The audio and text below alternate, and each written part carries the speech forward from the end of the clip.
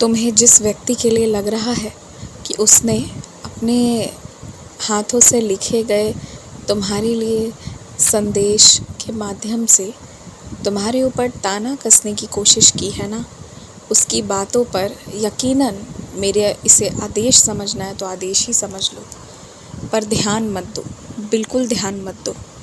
कहीं ना कहीं तुम्हें पता है कि किस वजह से उस व्यक्ति ने उस तरह की बात तुम्हारे लिए लिखी है, लेकिन कहीं ना कहीं उस व्यक्ति को ये बात नहीं पता है कि मेरी मर्ज़ी के बगैर तुम कोई काम नहीं करते हो। तुम अपना सारा दिन, सारी रात, सारा जीवन मेरे चरणों पर रखकर छोड़ देते हो और पूरी तरह से तुम मेरे शरणागत हो चुके हो।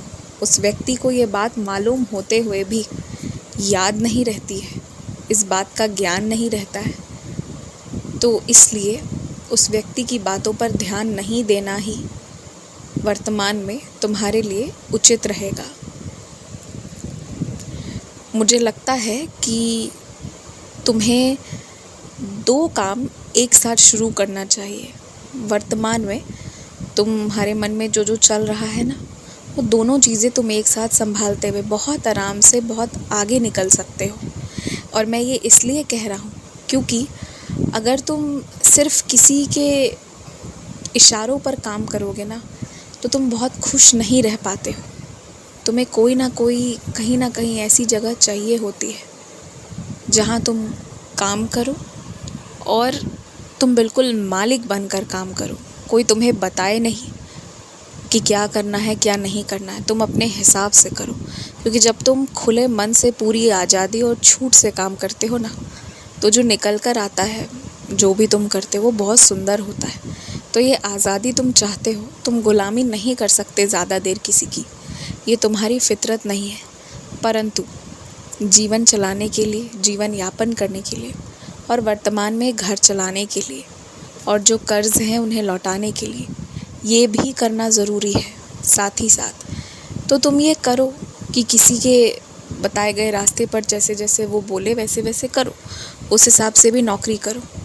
उसे नौकरी करना कहो, गुलामी नहीं। परंतु दूसरी तरफ एक दूसरा स्रोत भी तुम शुरुआत करो अपने तरफ से, जहाँ तुम अपने मन मुताबिक काम कर सकते हो।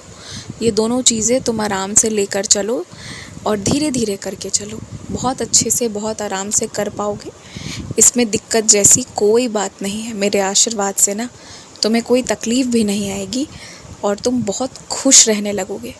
परंतु किसी भी जगह को जहाँ तुम छोड़ने का सोच रहे हो ना, एक की शुरुआत के लिए दूसरे का अंत, ये मत करो।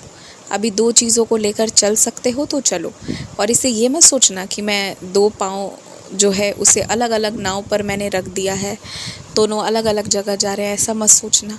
ये मैं करवा रहा हूँ तो ये उचित है और भविष्य में ये बहुत उचित, बहुत तुम्हारे लिए कारगर साबित होगा, ये देख लेना। एक ही तरह का माहौल, एक ही तरह के लोग और फिर वैसा ही एक बाज़ार, बार बार जाकर ना तुम्हारा मन भर गया है। अब तुम्हारे मन को ज़रूरत है कि कुछ अलग देखने को मिले, कुछ अलग हो। तुम जो ये बाज़ारों में जाते हो ना, घूमते हो, सामान खरीदते हो, कभी कभी सिर्फ सैर करके लौट आते हो, इसमें भी मेरी एक लीला छुपी हुई है। ये भी तुम्हारे मन को बहुत शांति, बहुत सुख प्रदान करता है। परंतु जो तुम एक ही जगह बार बार जा रहे हो ना, वहाँ हर एक चीज़ से तुम अवगत हो चुके हो और तुम्हारा मन किसी नए की तलाश में रहता है। और यही कारण है कि अब तुम्हें जगह थोड़ी बदलनी होगी और मैं वो भी करवाऊँगा, पर तुम तैयार हो जाओ तब मैं करवा दूँगा। जो तुम्हें रास्ते में मेरी बहुत बड़ी सी चित्र मिली थी ना, जिसमें मैं खिलखिलाकर तो हंस नहीं रहा था, थोड़ा गंभीर था मैं, परंतु मैं मुस्कुरा रहा था।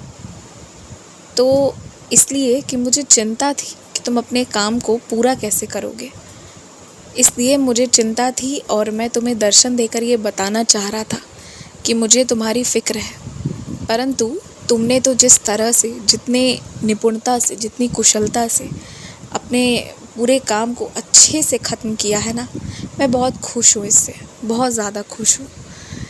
मुझे लगा नहीं था कि तुम इतने अच्छे से, इतने आराम से कर लोगे। तुम घबराए बिना बहुत इत्मीनान से, बहुत आराम से जो अपने सभी सारे काम ख़त्म किए हो, इसका परिणाम बहुत अच्छा निकल कर आएगा। एक बात और याद रखना, जिन लोगों में सच में कोई ख़ास बात होती है ना, जो सच में कोई ख़ासियत लेकर चल रहे होते हैं, वो लोग अपने मुंह से अपनी तारीफ़ें नहीं करते। जिनके पास सच में कुछ होता है ना, हाँ, कोई अच्छा गुण, कोई अच्छी कला या कुछ भी अच्छा, तो उनके अंदर एक झुकाव, एक ठहराव होता है। और जो लोग थोड़ी थोड़ी सी बातों पर अपनी तारीफ़ें करते चले जाते हैं ना, ये समझ लो कि अभी ये चीज़ें उन्हें नई नई हासिल हुई है या पहली पहली बार हासिल हुई है। अभी आदत नहीं है उन्हें इन चीज़ों की, अभी इन्हें प्रशंसा चाहिए, सबका ध्यान चाहिए। तो बस यही तुम्हें फ़र्क करा देगा कि किसे कौन सी चीज़ नई प्राप्त हुई है और किसे उस चीज़ की आदत है। और ये फ़र्क समझते हुए सिर्फ जो अच्छी चीज़ें हैं ना, वो सीखना। जो अपने धन दौलत शोहरत किसी भी चीज़ पर घमंड करते हैं, वो अभी बुद्धि के बहुत कच्चे हैं, अभी ज्ञान की कमी है। ये मानते हुए ना उन्हें माफ़ कर देना। उनके लिए मन में कोई बुरे ख्याल मत रखना। और उनकी उम्र से कोई फ़र्क नहीं पड़ता कि उनकी उम्र कम है या ज़्यादा है। उनके अनुभव बस उस क्षेत्र में कम है, इसलिए उनके अंदर घमंड है और प्रशंसा पाने की चाह है। ये बात बस समझ लो। तो कभी भी उनके लिए बुरा मत सोचना, आशीर्वाद देना उन्हें कि उन्हें सद्बुद्धि प्राप्त हो। खुश रहो।